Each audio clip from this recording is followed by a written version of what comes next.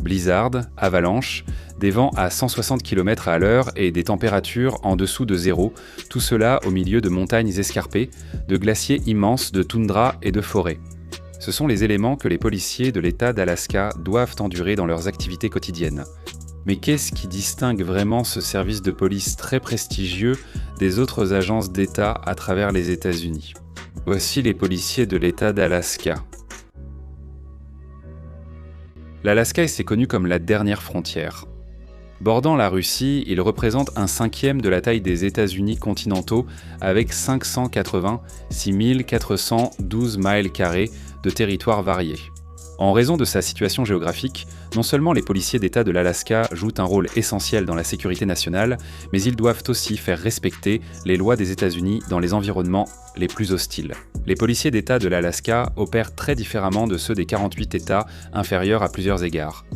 Tout d'abord, ils ne sont pas seulement des policiers d'État, mais aussi des agents chargés de la faune et de la chasse. Nous reviendrons là-dessus plus tard. De plus, l'Alaska n'a pas de comté comme les autres États.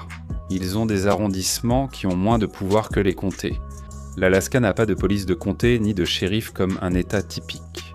Le seul arrondissement qui possède sa propre force de police est l'arrondissement de North Slope, ce qui signifie que les Alaska State Troopers, qui ne comptent qu'environ 300 agents assermentés, sont responsables de la surveillance du reste de l'État. Réfléchissez-y.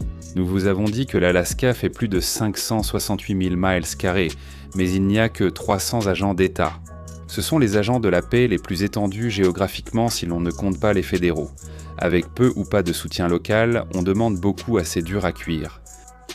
Avec une force de 300 agents patrouillant dans un État 2 fois plus grand que le Texas, vous commencez probablement à penser que l'Alaska pourrait être le Far West sans policiers dans les parages. Eh bien, les chiffres peuvent être trompeurs. Bien que ce soit le plus grand État, l'Alaska n'a qu'une population d'environ 730 000 habitants et son réseau routier est presque le plus petit des États-Unis. En fait, 75% de l'Alaska est inaccessible en voiture. Vous n'avez sûrement pas lancé cette vidéo pour un cours sur l'Alaska. Alors, qu'est-ce que cela implique pour les Alaska State Troopers ? Parce que l'Alaska, et c'est l'Alaska, c'est avant tout une police rurale. Bien qu'il y ait des postes urbains, la majorité de leurs agents travaillent dans des environnements semi-ruraux ou ruraux, où les principaux moyens de transport sont les motoneiges, les ferries, les quads, etc. Les officiers supérieurs peuvent parfois enchaîner 2 semaines de travail puis 2 de repos dans les zones rurales. Pas mal comme boulot.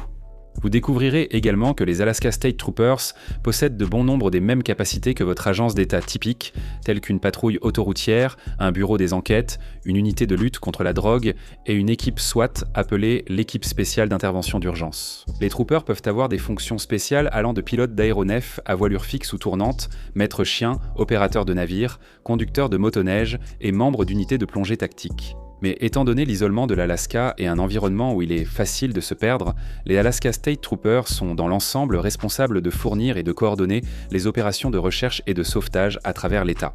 Chaque trooper suit une formation et participe à des opérations de recherche et de sauvetage dans chaque zone géographique. Vous souvenez-vous que les Alaska State Troopers sont à la fois policiers d'État et agents de la faune. Expliquons cela plus en détail. Bien que chaque trooper soit un trooper, certains peuvent choisir de passer dans le secteur de la faune. Les agents de la faune reçoivent une formation après l'académie et protègent les ressources naturelles de l'Alaska en appliquant les lois sur la faune. Ils appliquent toujours les lois pénales et participent aux opérations de recherche et de sauvetage évoquées plus tôt. Les agents de la police d'État de l'Alaska sont encouragés à changer de poste, ce qui leur permet de travailler à divers postes dans tout l'État. Après l'académie, dont nous parlerons dans un instant, ils sont affectés à l'un des 3 postes urbains, Fairbanks, Palmer ou Soldotna, où ils passeront leurs premières années à travailler et à vivre. Durant ces 5 premières années, un agent doit généralement être muté, souvent dans une zone plus rurale. Aucun souci, l'Alaska couvre tous les frais de déménagement des agents et de leurs familles durant leur carrière. Et l'académie alors ? D'importants efforts sont faits pour choisir les bons membres des Alaska State Troopers. Pour devenir agent des Alaska State Troopers, les candidats suivent un programme rémunéré de 18 semaines incluant formation, équipement et expérience pour devenir agent des forces de l'ordre professionnel. Ils reçoivent une formation pratique en classe, sur le terrain et à travers des exercices scénarisés. Certains des sujets abordés à l'Académie sont le code pénal de l'Alaska, les perquisitions et saisies, l'enquête sur les scènes de crime, l'usage de la force, la survie en eau froide, ainsi que la recherche et le sauvetage. Au bout du compte, il est clair que les Alaska State Troopers ne sont pas un service de police comme les autres. C'est un métier des forces de l'ordre unique au monde. Avec les défis, le mode de vie et les responsabilités, tout le monde n'est pas capable d'être à la hauteur du rôle d'un agent des Alaska State Troopers. En fait, ils connaissent une pénurie de personnel au moment où cette vidéo est sortie. Si vous souhaitez rejoindre ce service de police unique, le lien de leur site officiel figure ci-dessous. Vous y trouverez toutes les informations pour postuler, dont les exigences et le processus de recrutement. Mais attendez, et si vous êtes simplement là pour vous informer et que vous aimez en apprendre davantage sur différentes unités de police? Vous êtes-vous déjà demandé pourquoi il existe autant d'équipes du SWAT différentes? Eh bien, ne cherchez pas plus loin. Nous avons une vidéo qui explique justement cela. Le lien se trouve dans la description ci-dessous. Voilà l'essentiel sur les Alaska State Troopers. Si cette vidéo vous a appris quelque chose, laissez un like et abonnez-vous à notre chaîne. Merci de nous avoir regardés. Est-ce que tu veux vraiment être ici? Un grand merci à tous nos membres YouTube et à nos mécènes sur Patreon. Merci à vous tous d'avoir fait un pas de plus pour soutenir notre chaîne. C'est vraiment très apprécié.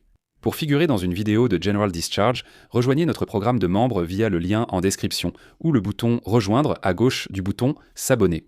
Visitez notre page Patreon et rejoignez l'équipe. Voici Nick Naosha.